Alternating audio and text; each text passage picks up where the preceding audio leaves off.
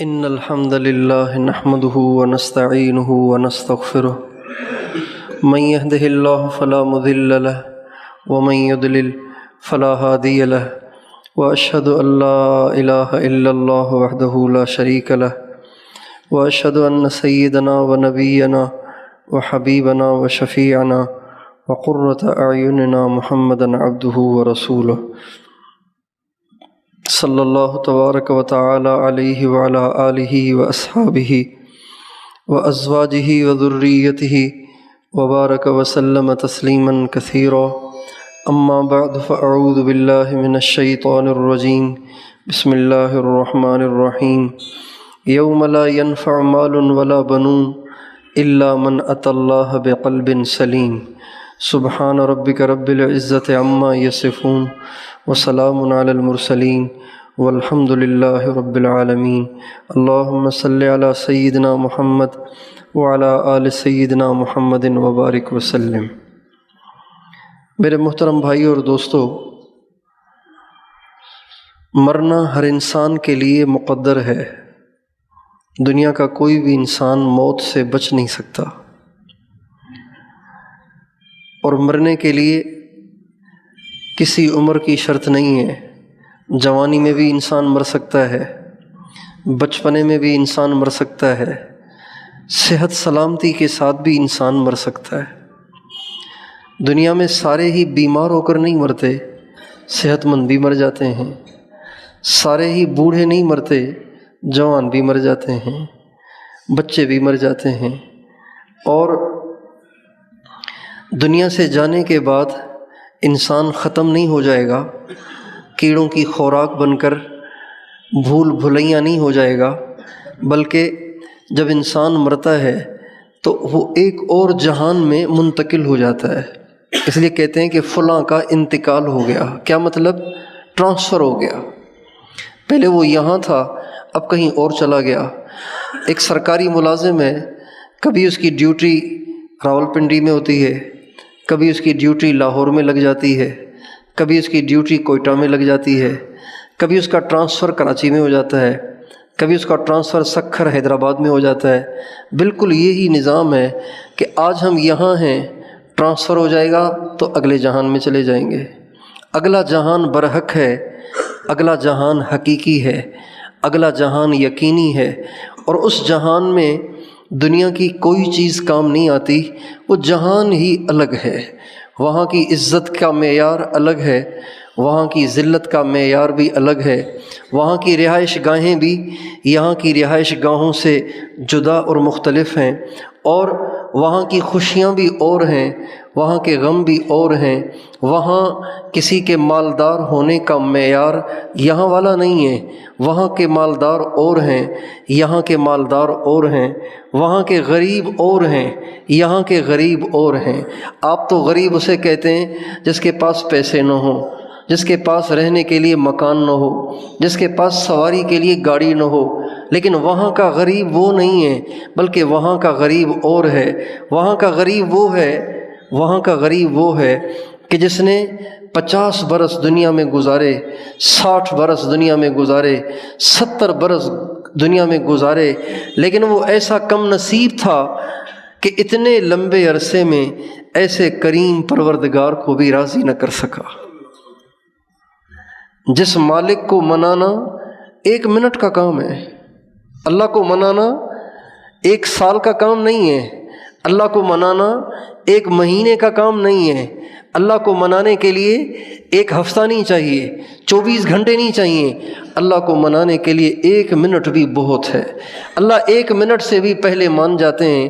جب بندہ اپنے پچھلے گناہوں پہ توبہ طائب ہو جاتا ہے، اللہ تعالیٰ سے پچھلی کوتاہیوں کی معافی چاہتا ہے، بس اگر یہ احساس، اگر یہ ندامت، اگر یہ شرمندگی، اگر یہ توبہ والی کیفیت 1 سیکنڈ میں پیدا ہو جائے، اللہ 1 سیکنڈ میں راضی ہو جاتے ہیں۔ 2 سیکنڈ میں ہو جائے، 2 سیکنڈ میں راضی ہو جاتے ہیں۔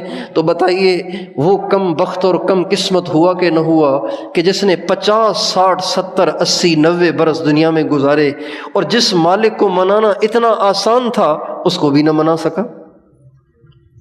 اس لیے وہ ایک جہان ہے، وہ ایک عالم ہے، وہ ایک زندگی ہے، وہاں کے معیار الگ ہیں، وہاں کے پیمانے الگ ہیں، وہاں کی کسوٹیاں الگ ہیں، وہاں کی کرنسی بھی الگ ہے، وہاں کے پاسپورٹ اور ویزے الگ ہیں، یہاں کی کرنسی نوٹ ہیں۔ آپ یو ایس اے چلے جائیں گے، وہاں کی کرنسی ڈالر ہے۔ آپ سعودیہ چلے جائیں گے، وہاں کی کرنسی ریال ہے۔ آپ کویت چلے جائیں گے، وہاں کی کرنسی دینار ہے اور درہم ہے۔ لیکن وہاں کی کرنسی نہ نوٹ ہے، نہ ڈالر ہے، نہ دینار ہے، نہ ریال ہے، بلکہ وہاں کی کرنسی نیکی ہے۔ بتاؤ بھائی، وہاں کی کرنسی کیا ہے؟ وہاں کی کرنسی کیا ہے؟ نیکی۔ اللہ کہیں گے نیکی دکھاؤ، انعام لیتے جاؤ، نیکی دکھاؤ، انعام لیتے جاؤ، نیکی دکھاؤ، انعام لیتے جاؤ۔ جو جتنی زیادہ نیکیاں لائے گا وہ اتنا زیادہ کامیاب ہوگا، جو جتنی کم نیکیاں لائے گا وہ اتنا زیادہ ناکام ہوگا، جو جتنی زیادہ نیکیاں لائے گا وہ اتنا بڑا مالدار ہوگا، جو جتنی تھوڑی نیکیاں لائے گا وہ اتنا ہی غریب ہوگا۔ بہت سے دنیا کے ارب پتی وہاں کے کنگال ہوں گے، اور بہت سے یہاں کے کنگال وہاں ارب پتی ہوں گے۔ عجیب دن ہے وہ۔ اللہ تعالیٰ نے قرآن پاک کو یوم التغابن کہا ہے۔ یوم التغابن، یوم التغابن کیا مطلب؟ وہ ہار اور جیت کا دن ہے۔ کوئی وہاں ہارے گا، کوئی وہاں جیتے گا۔ کچھ لوگ ہوں گے جنہوں نے ساری زندگی محنتیں کی ہوں گی، لیکن ان کی ساری محنتوں کا محور بس یہ دنیا، اور یہ دنیا کے عہدے، اور یہ دنیا کی شہرت، اور یہ دنیا کے الیکشن، اور یہ دنیا کی سیاست، اور یہ دنیا کی حکومت، اور یہ دنیا کی دکانیں، اور یہ دنیا کی زمینیں، اور یہ دنیا کی سوسائٹیاں، اور یہ دنیا کی بڑی بڑی گاڑیاں، یہی ان کی زندگی کا محور تھا۔ ساری زندگی کھپا دی۔ یہ دنیا میں یہ قیامت کے دن سب سے زیادہ کنگال ہوں گے، سب سے زیادہ کنگال ہوں گے، سب سے زیادہ مفلس ہوں گے، سب سے زیادہ محتاج ہوں گے۔ دھکے کھاتے پھریں گے محشر کے میدان میں کہ ہائے کوئی ایک نیکی دے دے، کوئی دو نیکی دے دے۔ لیکن وہ دن ایسا ہے کہ جس میں کوئی اور تو کیا، مائیں بھی کام نہیں آئیں گی، باپ بھی کام نہیں آئے گا، رشتہ دار بھی کام نہیں آئیں گے۔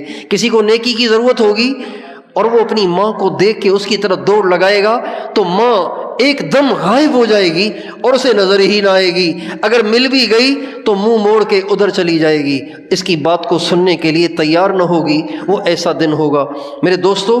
وہ آخرت کی زندگی یقینی زندگی ہے، وہاں کے لیے ہمیں دنیا میں تیاری کرنی ہے، وہاں کے لیے ہمیں دنیا میں تیاری کرنی ہے۔ یہ جو دنیا کا وقت ہے، یہ جو دنیا کا وقت ہے، یہ اصل میں ملا ہی آخرت کی تیاری کے لیے ہے۔ دنیا کا جو وقت ملا ہے نا، یہ آخرت کی تیاری کے لیے ملا ہے۔ اس کی مثال بالکل آسان ہے، اس کی مثال بالکل آسان ہے۔ آپ ایک گھر تعمیر کرنا چاہتے ہیں، آپ اس میں ایک مستری لائے، 4 مزدور لائے۔ اب یہ سارا دن کیا کرتے ہیں؟ سارا دن کیا کرتے ہیں؟ جو مستری ہوتا ہے وہ پلستر کرتا ہے، اور جو مزدور ہوتے ہیں وہ گارے مٹی کو ملاتے ہیں، سیمنٹ بجری کو ملاتے ہیں، تیار کر کے مسالہ پکڑاتے چلے جاتے ہیں، مستری بناتا چلا جاتا ہے۔ اب یہ جو آپ نے مستری لگایا، آپ نے لیبر لگایا، ان کا اصل کام کیا ہے؟ ان کا اصل کام کیا ہے؟ تعمیر۔ ان کا اصل کام کیا ہے؟ بھائی سمجھ رہے نہیں سمجھ رہے؟ سو تو نہیں رہے تو جواب بھی تو دیتے جائیں نا۔ اس مستری اور مزدوروں کا اصل کام کیا ہے؟ تعمیر۔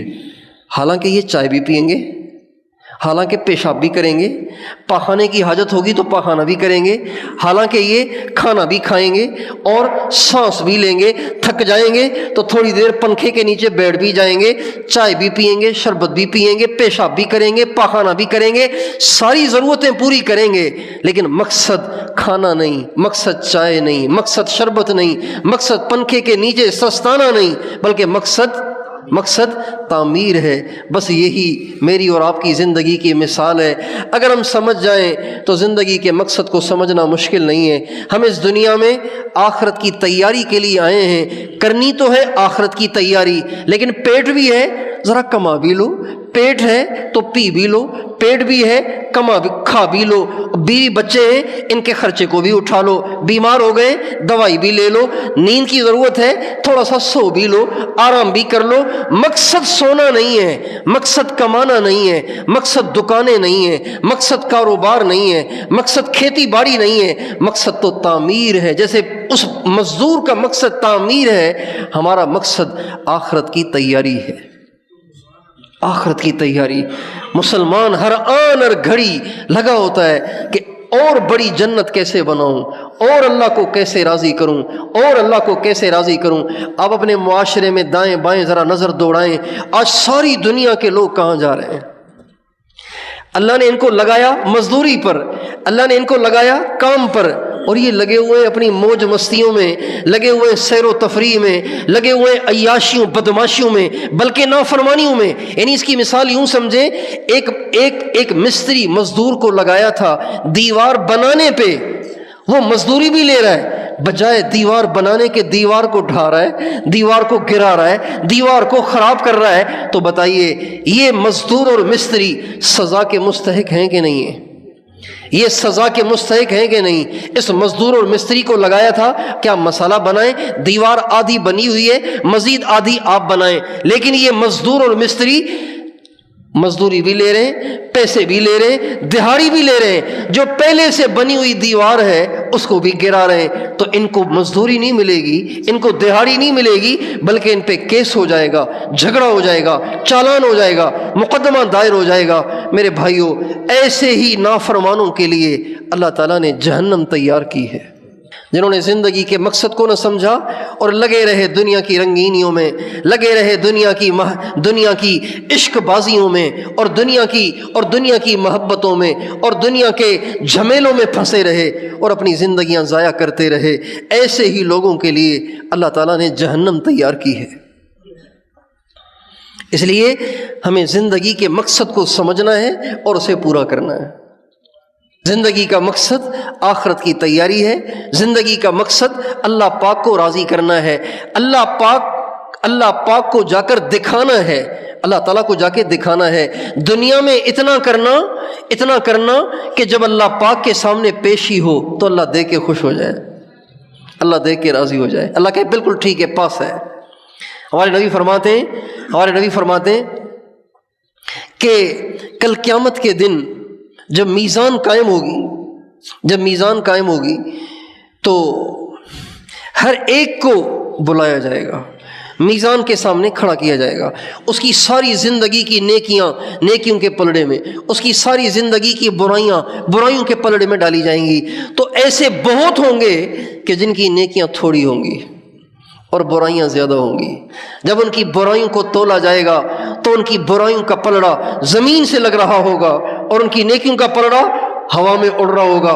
جب یوں ہو جائے گا تو فرشتہ اعلان کرے گا، ان فلان ابن فلان قد شقی شقاء فلا يسعد بعدها ابدا، فلاں کا بیٹا آج ناکام ہو گیا، اس کی زندگی کی ساری کمائیاں برباد ہو گئیں۔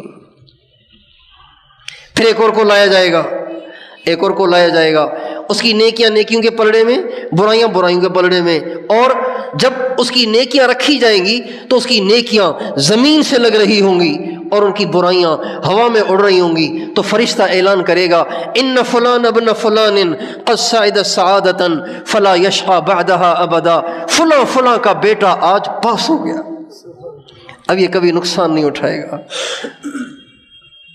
تو بتائیے وہ دن کتنا زبردست ہوگا، اور کتنی خوشی کا اور کتنے غم، افسوس و شرمندگی کا ہوگا۔ پتہ نہیں میرا آپ کا کیا اعلان ہونے والا ہے۔ اس لیے میرے دوستو، آج ہمیں اس کی تیاری کرنی ہے۔ اما عائشہ صدیقہ رضی اللہ تعالی عنہا ایک دفعہ قرآن پاک کی آیت پڑھ رہی تھیں، تو قرآن پاک کی آیت پڑھتے پڑھتے رو پڑی۔ نبی پاک علیہ السلام تشریف لائے تو آپ علیہ السلام سے کہا، یا رسول اللہ، آپ علیہ السلام سے عرض کیا، یا رسول اللہ، کل قیامت کے دن آپ اپنے گھر والوں کو تو یاد رکھیں گے نا؟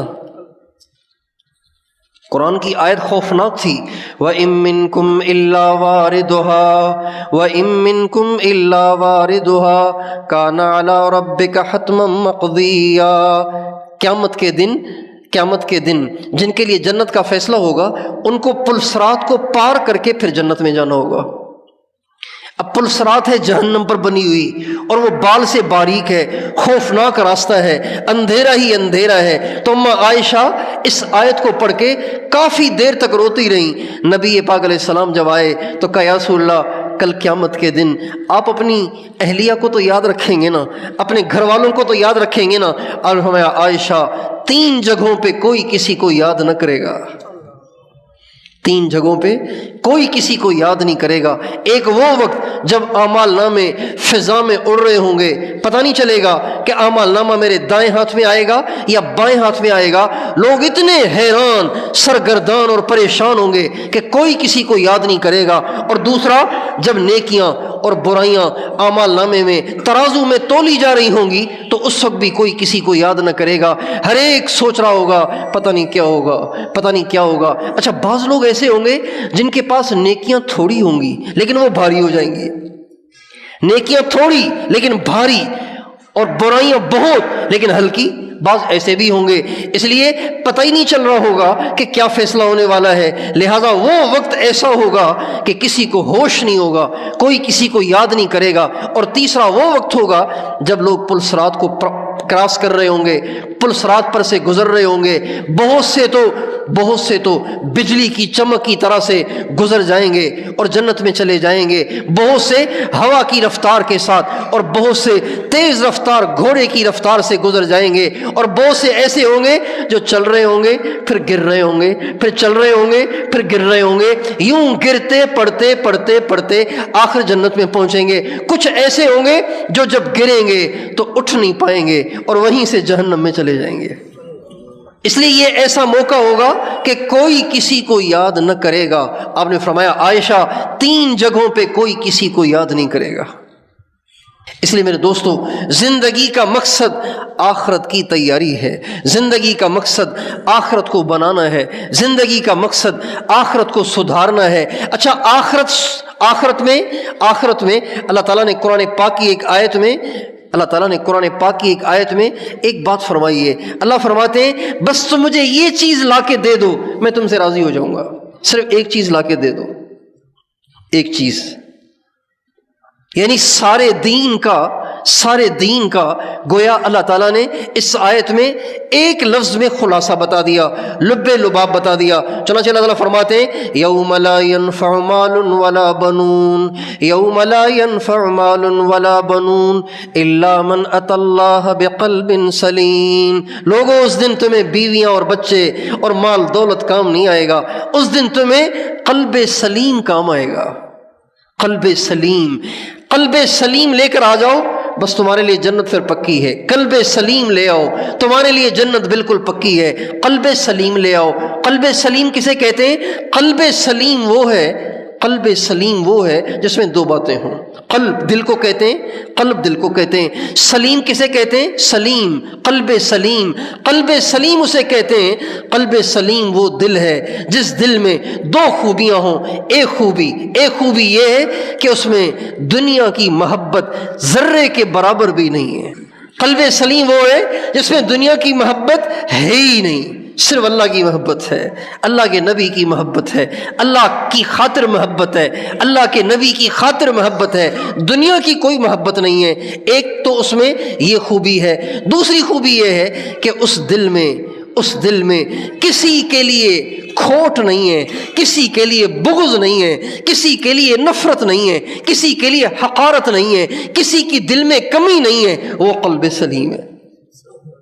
اگر کوئی انسان دنیا میں محنت کر کے، دنیا میں کوشش کر کے اپنے دل کو قلب سلیم بنا دے تو جنت میں اس کے وارے نیارے ہیں، جنت پھر دنیا پھر آخرت میں اس کے مزے ہی مزے ہیں، آخرت میں اس کے لیے آسانیاں ہی آسانیاں ہیں، کامیابیاں ہی کامیابیاں ہیں۔ شرط یہ ہے کہ اللہ پاک کے پاس جب جائے تو قلب سلیم لے کر جائے، قلب سلیم لے کر جائے۔ چنانچہ ہمارے نبی کی دعا ہے، ہمارے نبی دعا مانگتے تھے، اسألک قلبا سلیما، اے اللہ میرا سوال ہے کہ مجھے قلب سلیم عطا فرما۔ قلب سلیم عطا فرما۔ ہمارے نبی کے پاس تو قلب سلیم تھا، لیکن آپ امت کی تعلیم کے لیے اللہ تعالیٰ سے دعا کرتے تھے، اسألک قلبا سلیما وخلقا مستقیما، اے اللہ مجھے سلیم دل عطا فرما، ایسا دل جس دل میں تیرے غیر کا گزر ہی نہ ہو، تیرے غیر کی کوئی محبت اور عشق نہ ہو، اور کسی مسلمان کے لیے دل میں کھوٹ نہ ہو۔ یہ آخرت کی کرنسی ہے، یہ آخرت کا سب سے بڑا نوٹ ہے، سب سے بڑا نوٹ۔ ہمارے پاکستان میں سب سے بڑا نوٹ 5000 کا ہے، اس سے بڑا نوٹ نہیں ہے، اس سے بڑا نوٹ حکومت چھاپ نہیں رہی۔ قیامت کے دن سب سے بڑا نوٹ قلب سلیم ہے، قلب سلیم، ایسا دل جس دل میں کسی کے لیے نفرت نہ ہو، جس دل میں کسی کے لیے کمی نہ ہو، کھوٹ نہ ہو، حقارت نہ ہو، کسی سے انتقام کا جذبہ نہ ہو، ہر ایک کے بارے میں دل صاف ہو اور اللہ پاک کی محبت سے لبریز ہو، دنیا کی محبت سے خالی ہو۔ میرے دوستو، یہ دل بنانا، اس کا موقع بس یہ دنیا ہے۔ دنیا سے جو چلا جائے گا اب اس کا قلب سلیم نہیں بنے گا، اب جیسا ہے ویسا ہی رہے گا۔ لیکن دنیا میں کوئی محنت کرے، کوشش کرے تو اللہ تعالیٰ اس کے قلب کو سلیم بناتے ہیں۔ جیسے دنیا میں ڈاکٹر بننے کے لیے ایک محنت ہے، انجینئر بننے کے لیے ایک محنت ہے، اور ایسے ہی عالم بننے کے لیے ایک محنت ہے، حافظ بننے کے لیے ایک محنت ہے، اسی طرح قلب سلیم بننے کے لیے بھی ایک محنت ہے۔ جس طرح عالم بننے کے لیے محنت ہے نا، حافظ بننے کے لیے محنت ہے، ایسے ہی قلب سلیم بنانے کے لیے بھی محنت ہے، قلب سلیم بنانے کے لیے بھی محنت ہے۔ اور وہ محنت کیا ہے؟ وہ محنت یہ ہے کہ سب سے پہلے انسان اپنی صحبت کو ٹھیک کرے۔ قلب سلیم بنانے کی محنت، سب سے پہلا کام کیا کرنا ہے؟ آپ کو دل کو سلیم بنانا ہے، اپنے قلب کو سلیم بنانا ہے۔ سب سے پہلے کیا کرنا ہے؟ سب سے پہلے اپنے دل کو اچھا ماحول میسر کریں، اپنے دل کو اچھی صحبت میسر کریں۔ دیکھیں، ایک چیز کسی جگہ پڑے گندی ہو گئی ہے، تو اب اگر اس کو اچھا کرنا ہے، صاف ستھرا کرنا ہے، تو ظاہری بات ہے یہاں تو یہ صاف ستھری نہیں ہوگی نا۔ نالی میں پڑا ہوا موتی نالی میں ہی پاک نہیں ہوگا، جب آپ اس کو نالی سے نکالیں گے، صاف ستھری جگہ پہ رکھیں گے، اب یہ پاک ہو جائے گا۔ قلب سلیم کیسے بنے گا؟ سب سے پہلے اپنے قلب کو اچھا ماحول میسر کریں، اچھی صحبت میسر کریں، اہل اللہ کی صحبت میں رہیں۔ اہل اللہ کی صحبت میں رہنے سے دل قلب سلیم بنتا چلا جاتا ہے۔ یہ سب سے پہلا کام ہے، اپنے قلب کو اچھا ماحول میسر کریں، اچھی صحبت میسر کریں۔ حضرات صحابہ کرام رضوان اللہ علیہ اجمعین سب کے قلوب سلیمہ ہیں۔ ہمارے نبی کے ہر صحابی کا دل قلب سلیم ہے، اور حضرات صحابہ کو قلب سلیم میسر آیا حضرت محمد صلی اللہ علیہ وسلم کی صحبت میں رہنے سے۔ جو ہمارے نبی کی صحبت میں آتا، آپ کی صحبت کی تاثیر سے اس کا دل قلب سلیم بن جاتا تھا۔ اور یہ سلسلہ سرکار دو عالم صلی اللہ علیہ وسلم کے بعد ختم نہیں ہو گیا۔ جو نور اللہ تعالیٰ نے اپنے نبی کے مبارک دل میں رکھا تھا، وہ نور جیسے ہمارے نبی سے قرآن کے الفاظ کا سلسلہ چلا، ایسے ہی دل کے نور کا بھی سلسلہ چلا۔ ہمارے نبی کے بعد وہ نور صحابہ کے ذریعے پھیلا، صحابہ کے بعد وہ نور تابعین کے ذریعے سے پھیلا، تابعین کے بعد وہ تبع تابعین کے ذریعے سے پھیلا، پھیلتے آج تک وہ نور پھیل رہا ہے۔ اگر ہم چاہتے قلب سلیم مل جائے، قلب سلیم بن جائے، تو سب سے پہلا کام اچھی صحبت میسر کریں، اپنے دل کو اچھا ماحول دیں، اچھی صحبت دیں۔ آج سب سے زیادہ جس کی صحبت حاصل ہے نا ہمیں، مجھے، آپ کو، ہم سب کو، عوام کو، خواص کو، پڑھے لکھوں کو، ان پڑھوں کو، دیہاتیوں کو، شہریوں کو، سب سے زیادہ جس کی صحبت میسر ہے وہ یہ موبائل شریف ہے۔ دینداروں کو بھی موبائل کی صحبت میسر ہے، دنیا داروں کو بھی موبائل کی صحبت میسر ہے۔ اور اس موبائل کی صحبت نے جوانوں کو تو کیا، بوڑھوں کو بھی بے حیا بنا دیا ہے۔ دنیا داروں کو تو کیا، دینداروں کو بھی بے حیا بنا دیا ہے۔ یہ صحبت کا اثر ہے۔ ہمارے نبی کا ارشاد ہے، بکریوں کے پاس رہنے سے تواضع آتی ہے، بکریوں کی صحبت میں رہنے سے تواضع آتی ہے، گھوڑوں کی صحبت میں رہنے سے تکبر آتا ہے، اونٹوں کی صحبت میں رہنے سے کینہ پیدا ہوتا ہے، اور بکریوں کی صحبت میں رہنے سے تواضع پیدا ہوتی ہے۔ بکریوں کی صحبت کا اثر، اونٹوں کی صحبت کا اثر، گھوڑوں کی صحبت کا اثر، بتائیے موبائل کی صحبت کا اثر ہوگا کہ نہیں ہوگا؟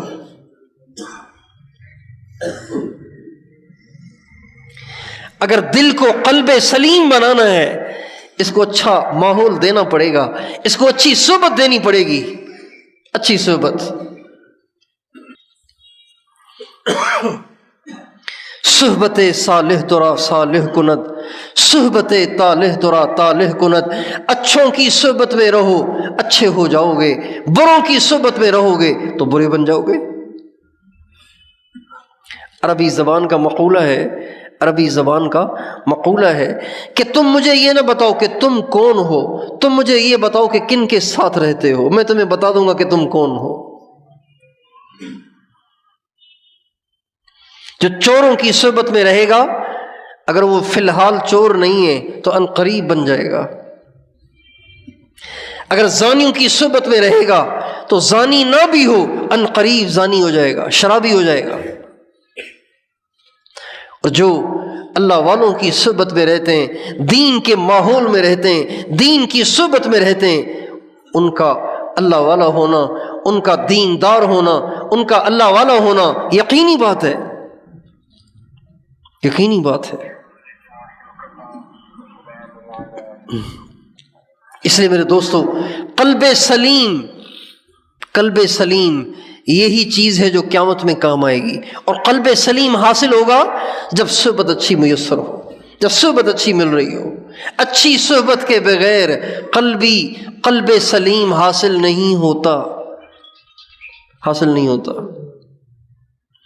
جس کو قلب سلیم ملا، کسی قلب سلیم والے کی صحبت سے ملا۔ اب تک آپ دیکھ لیجئے، کوئی ایک مثال آپ کو ایسی نہیں ملے گی جس کو قلب سلیم میسر ہوا ہو، خود بخود ہو گیا ہو، بغیر کسی کی صحبت کے ہو گیا ہو، بغیر کسی اچھے ماحول کے مل گیا ہو، ہرگز نہیں۔ یہ اللہ پاک کی سنت ہی نہیں ہے، یہ اللہ پاک کا نظام ہی نہیں ہے۔ اس لیے سب سے پہلا کام، اگر ہمیں قلب سلیم چاہیے، اگر ہمیں قبر کی تیاری چاہیے، اگر ہمیں محشر کی تیاری چاہیے، اچھی صحبت کو ڈھونڈیں، اچھے ماحول کو ڈھونڈیں، اچھی سوسائٹی کو تلاش کریں۔ ایک کام۔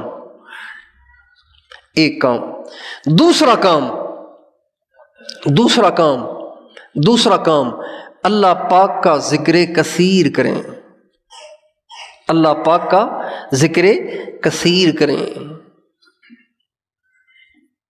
ہمارے نبی نے ایک دفعہ فرمایا، ان القلوب تصدع کما یصدع الحدید، دلوں کو بھی زنگ لگ جاتا ہے جیسے لوہے کو پانی لگنے سے زنگ لگتا ہے۔ صحابہ نے کہا رسول اللہ، پھر لوہے کو اگر زنگ لگ جاتا ہے تو اس کو صاف کرنے اور چمکانے کا الگ طریقہ ہے، تو کیا دلوں کو چمکانے کا بھی کوئی طریقہ ہے؟ اور ہمیں ہاں اللہ کا ذکر دل کو چمکانے کا باعث ہے۔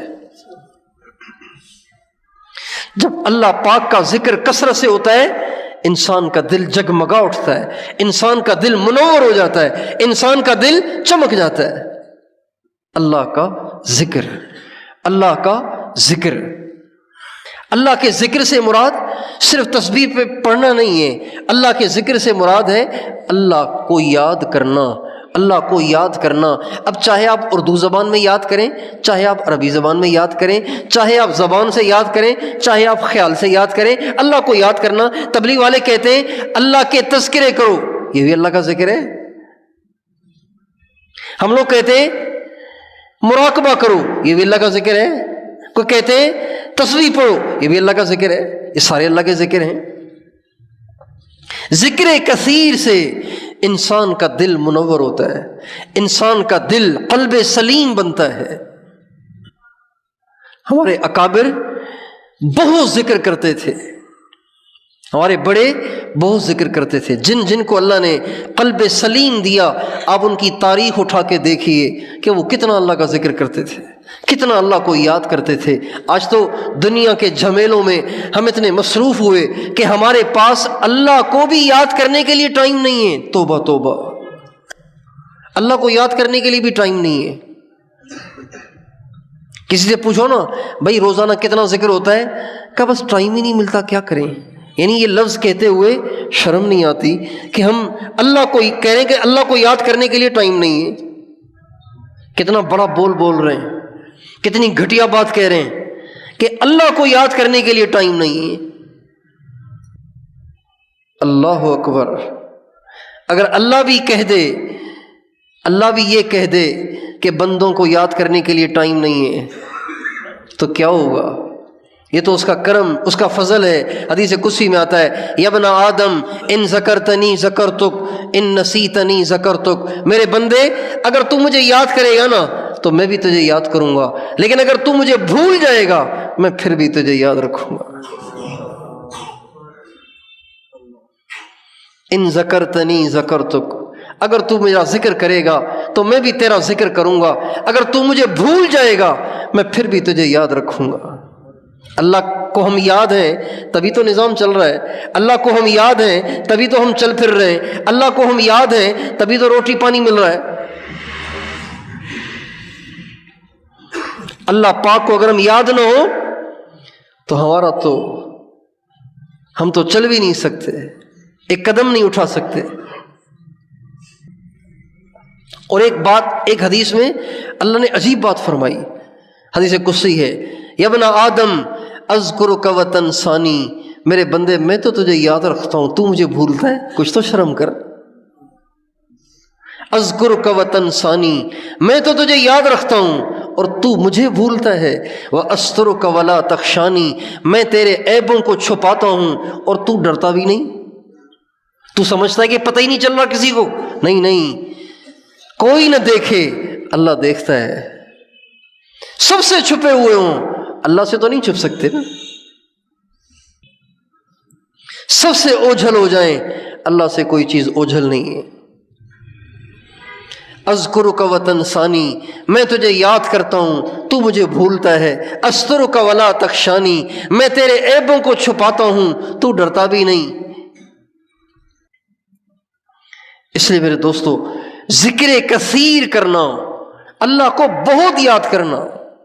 قرآن پاک کے اندر اللہ تعالیٰ نے کئی جگہوں پہ ذکر کا حکم دیا ہے، اور ان جگہوں پہ صرف ذکر کا حکم نہیں دیا بلکہ ذکر کے ساتھ ذکر کثیر کا حکم دیا ہے۔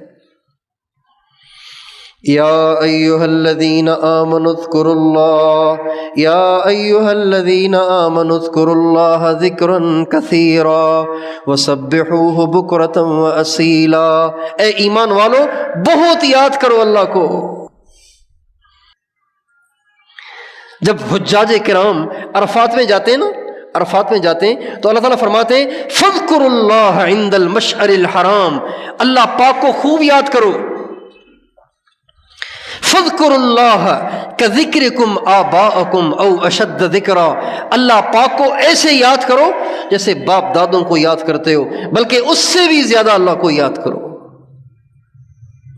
مجاہدین جہاد پہ جا رہے ہیں، مجاہدین جہاد پہ جا رہے ہیں، مجاہدین جہاد پہ جا رہے ہیں۔ اللہ تعالیٰ فرماتے ہیں اذا لقیتم فئۃ فاثبتوا، جب تم جب کفار سے تمہارا آمنا سامنا ہو جائے تو پھر بھاگ نہ جانا، ڈٹے رہنا ڈٹے رہنا ڈٹے رہنا، اور وَاذْكُرُوا اللَّهَ كَثِيرًا، اور اس موقع پہ بھی اللہ کا ذکر بہت زیادہ کرنا، تھوڑا نہیں۔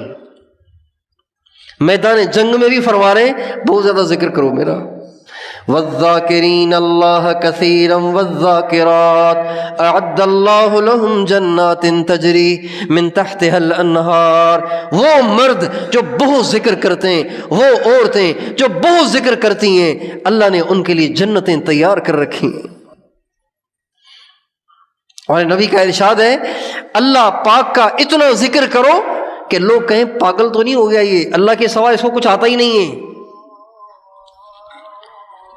اللہ پاک کا اتنا ذکر کرو کہ لوگ کہیں پاگل ہو گیا ہے، اتنا اللہ کا ذکر کرو کہ لوگ کہیں پاگل ہو گیا ہے۔ اور ایک روایت میں آتا ہے اللہ پاک کا اتنا ذکر کرو کہ لوگ کہیں دکھلاوا کرتا ہے، اتنا اللہ کا ذکر کرو۔ ہمارے نبی کے ایک صحابی تھے حضرت عبداللہ ذوالبجادین۔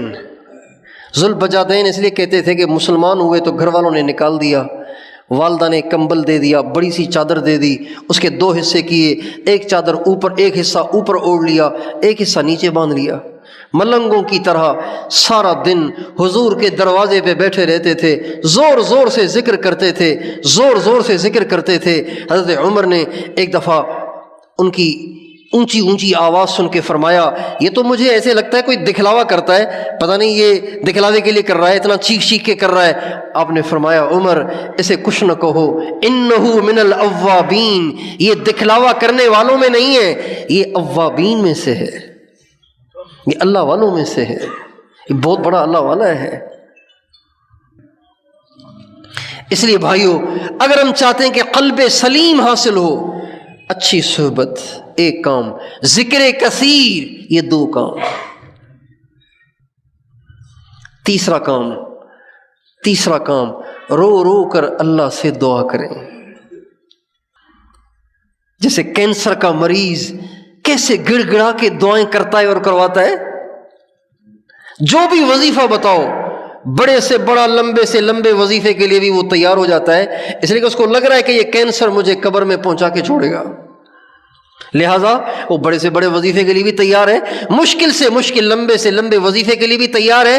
اس طرح رو رو کے اللہ پاک سے قلب سلیم کو مانگنا، یا اللہ دل گندا ہو گیا ہے، قلب سلیم عطا فرما۔